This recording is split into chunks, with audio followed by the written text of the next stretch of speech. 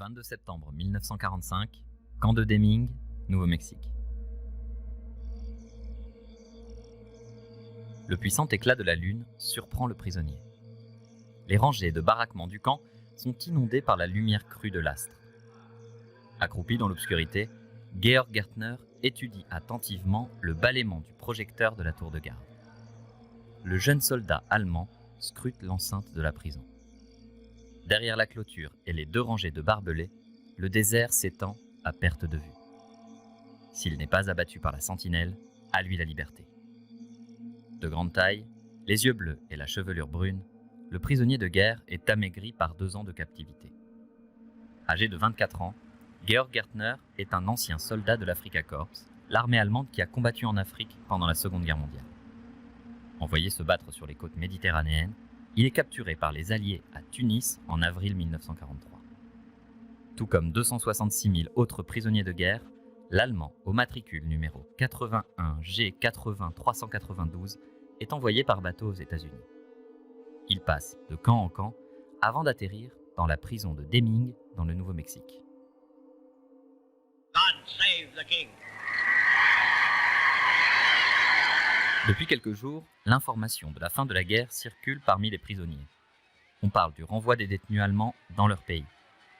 Georg Gärtner, qui est originaire de Schweidnitz, une ville de Silésie au sud de l'Allemagne, est terrifié à l'idée de retourner chez lui. Sa ville natale est désormais sous occupation soviétique. L'homme craint d'être immédiatement envoyé dans un camp du goulag à son retour. Plutôt mourir que de tomber dans les mains des Russes. En cette soirée de fin septembre 1945, les détenus de Camp Deming assistent à la projection d'un western américain dans le baraquement principal du camp. Georg Gärtner entame quant à lui son évasion. L'homme prend une grande inspiration et se rue vers la clôture. Muni d'une pince qu'il a subtilisée quelques jours auparavant, il coupe le grillage, se glisse sous la première rangée de barbelés, puis la seconde. Le corps écorché, il se relève et s'enfuit à toutes jambes dans l'immensité du désert. Moins de 10 minutes après son évasion, le hurlement des sirènes retentit dans la prison. Pris de panique, le fugitif se réfugie dans une grange délabrée aux abords du camp. L'Allemand est tétanisé par le bruit strident de l'alarme. À travers les vitres recouvertes de poussière, il scrute le balai des véhicules de police. La traque a débuté. Gärtner se ressaisit, prend son courage à 2 mains et quitte la grange. Il détale en direction de la voie de chemin de fer qui jouxte le camp. L'homme, qui élabore son plan d'évasion depuis de nombreuses semaines, a étudié avec minutie le passage des trains. Dans moins d'1 heure, un convoi devrait passer. Peu avant minuit, les rails en acier et le ballast se mettent à trembler. Comme prévu, les phares du train de fret de la Southern Pacific fendent la nuit au loin. L'engin rutilant déferle sur la voie. Gärtner se précipite le long du chemin de fer et parvient à se hisser dans un wagon. Le convoi s'enfonce dans l'obscurité et poursuit sa route en direction de l'ouest. Pendant ce temps, les autorités américaines fouillent l'étendue sauvage qui entoure la prison. Pour eux, un ancien soldat de l'Afrika Korps se cache forcément dans le désert. Ils ne s'imaginent pas que le fugitif a déjà quitté le Nouveau-Mexique. Le lendemain matin de son évasion, Gärtner débarque du train dans une ville de Californie. L'homme, qui n'a connu que les camps de prisonniers de guerre, ne sait rien de la culture américaine. Afin de ne pas être trahi par son accent, il prétend être sourd et muet. Terrorisé à l'idée d'être démasqué, il erre dans les rues de la ville. Mais les États-Unis sont une terre promise pour les immigrés et Gärtner trouve un petit emploi dans les semaines qui suivent. Depuis son évasion, le prisonnier de guerre est devenu l'un des hommes les plus recherchés du pays. Il figure désormais sur la liste des Most Wanted du FBI. J. Edgar Hoover, directeur du Bureau fédéral d'investigation, dirige en personne la traque du fugitif allemand. Des affiches sont placardées dans tous les bureaux de poste du pays. Photographies, empreintes digitales, signatures et descriptions détaillées de l'évadé figurent sur le tract. Georg Gärtner est devenu un ennemi public. Le fugitif débute sa nouvelle vie comme travailleur agricole clandestin dans une ferme du nord de la Californie. Il y fait la rencontre de Dennis Wiles, un fermier aguerri, marqué par des années de dur labeur. L'Allemand décide de lui voler son nom. Georg Gärtner devient ainsi Dennis Wiles. Sans papier d'identité, avec seulement quelques notions d'anglais, l'homme enchaîne les petits boulots sur la côte ouest. 19 janvier 1952, 7 ans plus tard, Sierra Nevada. Le City of San Francisco est à l'arrêt. L'épaisse couche de neige a piégé le colosse d'acier au milieu de la montagne. Les parois des voitures sont recouvertes par d'épaisses stalactites de glace. Le train, qui relie Chicago à San Francisco, a été surpris par un violent blizzard et se retrouve bloqué au Yuba Pass, un col culminant à 1700 mètres d'altitude au nord de la Californie. Des vents de plus de 160 km/h ont recouvert l'express sous près de 4 mètres de neige. Depuis 6 jours, les 222 passagers et membres d'équipage du City of San Francisco attendent désespérément l'arrivée des secours. Les vivres se font de plus en plus rares et cela fait 2 jours que le chauffage ne fonctionne plus. Des équipes de secours sont envoyées pour libérer le City of San Francisco de son étreinte de glace et pour ravitailler les passagers. Dennis Wiles, qui est entre-temps devenu instructeur de ski dans une station de la région, se porte volontaire pour rejoindre l'opération. Le talentueux skieur achemine ainsi des vivres et rapatrie les passagers sur des traîneaux. Le fait divers fait le tour du pays et un portrait de Dennis Wiles muni de sa paire de ski est diffusé dans la presse locale. L'homme est célébré comme un héros. Le fugitif est pourtant furieux, car il craint d'être reconnu par les services du FBI. Mais par chance, les autorités ne font pas le lien entre le sauveur du City of San Francisco et l'ennemi public qu'il traque depuis 7 ans. Dennis Wiles poursuit sa vie à San Francisco. Un matin, alors que l'homme fait son jogging non loin du célèbre pont du Golden Gate, un passant l'interpelle. « Bonjour, je vous connais de quelque part ?»« Non, je ne pense pas. » rétorque Wiles. « Mais si, je vous connais. On s'est vu en Afrique. Vous étiez dans l'Africa Corps, tout comme moi. » Incrédule, Wiles ravale sa salive. Il peine à cacher ses tremblements. Comment se peut-il qu'un ancien soldat allemand qu'il a croisé près de 15 ans plus tôt en Afrique le reconnaisse ici ? Le fugitif se ressaisit et fait mine de ne rien comprendre. Déçu, l'inconnu tourne les talons et s'en va. Le temps passe, les années s'écoulent. Voilà bientôt 20 ans que Dennis Wiles s'est enfui de son camp de prisonniers. Il supporte de plus en plus mal sa vie de fugitif. La solitude, la peur constante d'être démasqué et sa double identité tourmentent l'Allemand. En 1963, le FBI, qui a mis la main sur tous les autres prisonniers de guerre allemands évadés, abandonne la traque de Georg Gärtner. À 43 ans, Dennis Wiles décide de reprendre sa vie en main. L'homme, qui habite dans la petite ville de San Mateo, au sud de San Francisco, part en quête d'une compagne. Sur la piste de danse d'une discothèque de la ville, l'Allemand fait la rencontre de Jean, une Américaine de 39 ans.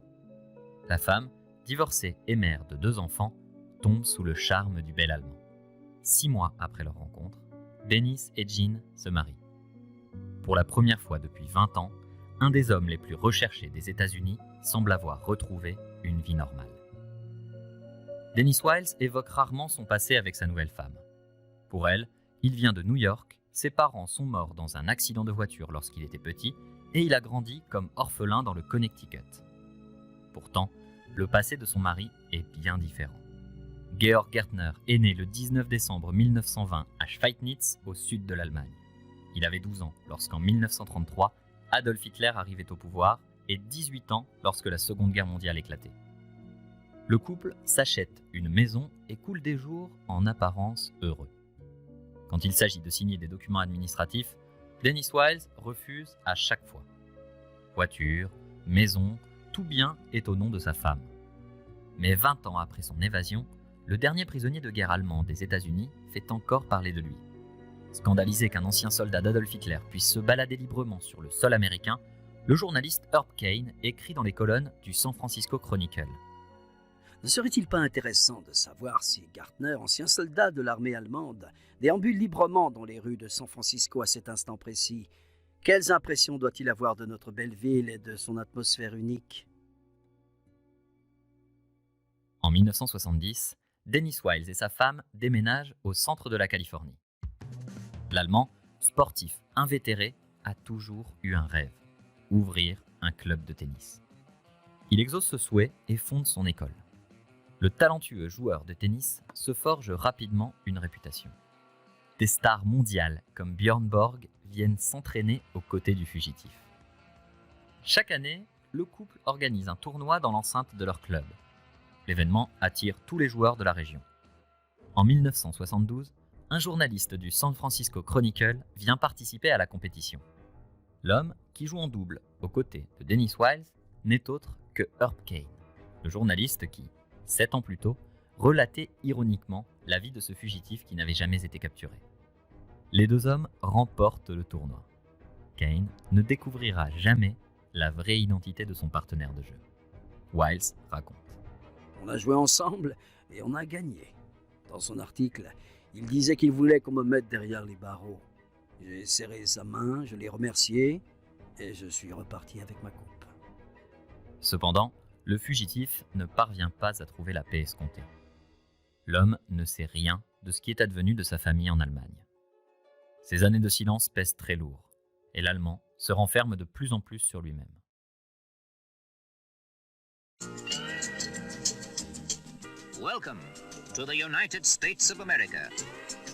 Inquiété par l'état dépressif de son mari, Jean convainc Dennis de déménager à Hawaï. Les côtes paradisiaques de l'île devraient extirper Wiles de sa mystérieuse tourmente. Au début des années 1980, le couple, qui approche à présent des 60 ans, prépare sa retraite. Jean, qui entend couler des jours heureux jusqu'à la fin de sa vie, réunit les documents administratifs et demande à son mari son certificat de naissance. Wiles invente des excuses et feint de ne plus se rappeler de l'identité de ses parents. Troublée, Jean fouille elle-même les archives fédérales.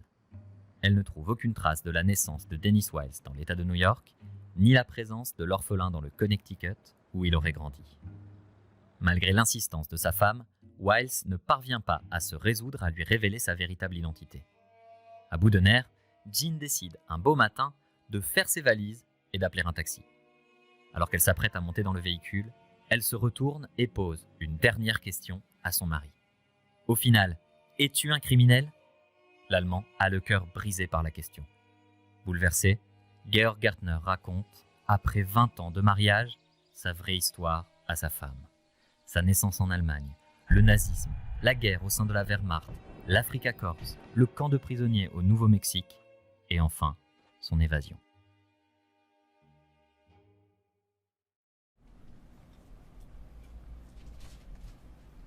Les dizaines de caméras sont braquées sur l'homme aux cheveux grisonnants. Éblouis par les projecteurs, étouffés par la nuée de journalistes, ils font en larmes. Today, with your love and support, I've come forward to surrender myself in an effort to remove the remainder of the burden with the hope that I will be allowed to stay in the United States with my wife. I would like to express my thanks to the people here at the INS who have listened to my whole story, and I hope will help me realize my dream. Thank you. 40 ans après s'être échappé du camp de prisonniers de guerre de Deming, Georg Gärtner révèle à la face des États-Unis sa véritable identité et demande pardon. Encouragé par sa femme, l'homme vient de se rendre au FBI. Après 6 mois d'interrogatoire, les autorités fédérales, qui n'ont jamais fait face à une telle situation, décident de ne pas poursuivre Georg Gärtner en justice. Après tout, la Seconde Guerre mondiale est terminée depuis bien longtemps. L'ensemble des prisonniers de guerre allemands a été libéré 40 ans plus tôt et l'ex-fugitif ne peut pas être considéré comme un immigré clandestin puisqu'il est arrivé aux États-Unis contre sa volonté. Les autorités accordent donc à l'Allemand le droit de résider de façon permanente sur le sol américain. La presse se délecte de la nouvelle et les gros titres redoublent d'imagination. Un ancien prisonnier de guerre met fin à 40 ans de fuite. La Seconde Guerre mondiale a enfin pris fin aujourd'hui. Sous l'impulsion de Jean, Georg Gärtner prend contact avec sa sœur, dernière survivante de sa famille. Lorsque le téléphone retentit chez l'hôteux et qu'elle décroche le combiné, elle reconnaît tout de suite la voix de son frère. « Georg, c'est toi !» demande-t-elle d'une voix tremblante avant d'éclater en sanglots. Gärtner retourne en Allemagne et retrouve enfin sa sœur. L'homme, qui a quitté sa terre natale en 1943, découvre avec ébahissement un pays qui a totalement changé. Comme un véritable touriste, il fait le tour du pays et découvre ses merveilles. Il envoie des cartes postales à ses amis aux États-Unis. Une proche de Gärtner remarque quelque chose de singulier sur la carte qu'elle a reçue de Berlin. Son ami a débuté la lettre en anglais, avec une écriture légère et arrondie. Il poursuit toutefois son récit en allemand et l'écriture devient bien plus abrupte. Après avoir passé 40 ans de sa vie à cacher sa véritable identité, Georg Gärtner est déchiré entre ses deux personnalités. Retenu par ses racines, l'ex-fugitif décide de s'installer en Allemagne. Il espère ainsi panser ses blessures du passé. Mais sa première vie a été enterrée par la guerre. Il a gagné sa liberté au prix du sacrifice de son passé. Ce n'est pas facile de prendre un nouveau nom et de débuter une nouvelle vie. Cela crée de la souffrance. Georg Gärtner avait une belle vie aussi. Il n'a pas commis de crime. C'était difficile de devenir Dennis Wise et encore plus de redevenir Georg Gärtner. Après être resté 1 an et demi en Allemagne sans donner une seule nouvelle à sa femme, il rentre aux États-Unis. Jean a de son côté refait sa vie et demande le divorce. Dennis Wise s'installe à Boulder dans le Colorado où il écoule paisiblement ses jours. Cet homme, dont la vie a été rythmée par le mensonge, la peur, la suspicion et le doute, trouve enfin la paix. Il partage son temps entre ses amis et sa passion pour la peinture. Dennis Wise est naturalisé américain en 2009. Le dernier prisonnier de guerre du Troisième Reich aux États-Unis s'éteint en 2013 à l'âge de 92 ans.